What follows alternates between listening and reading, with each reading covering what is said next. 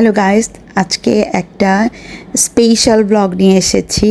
আর আজকে আমাদের বাসায় এসেছিল আমার মেয়ের জামাইয়ের বন্ধু।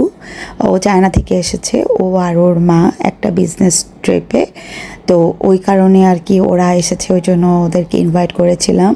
আর সাথে ছিল আমার বিয়াই, মানে আমার মেয়ের শ্বশুর বিয়াই, এবং আমার ভাতিজির শ্বশুর তাহের বিয়াই, এই দুই বিয়াই আর আমরা।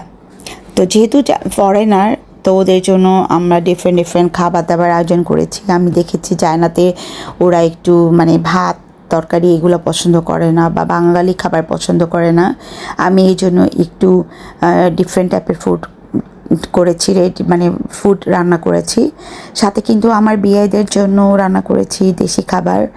আমার বিয়ে যেহেতু দেশি খাবার পছন্দ করে, ওই জন্য তার জন্য মাছ, ডাল, ভর্তা, ভাত এগুলো ছিল।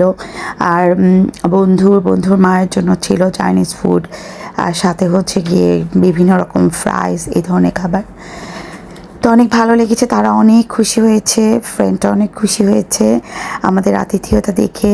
আর তাদের মুখের এই ছোট্ট একটু হাসি আমাকে অনেক আনন্দ দিয়েছে, যে তাদেরকে আমি একটু খুশি করতে পেরেছি। আর আমার আসলে মানে মেহমান আসলে অনেক ভালো লাগে, এবং মেহমানদারি করতে অনেক ভালো লাগে, আমি খুব এনজয় করি। আর এই ছিল আমার আজকের ব্লগ। আল্লাহ হাফেজ।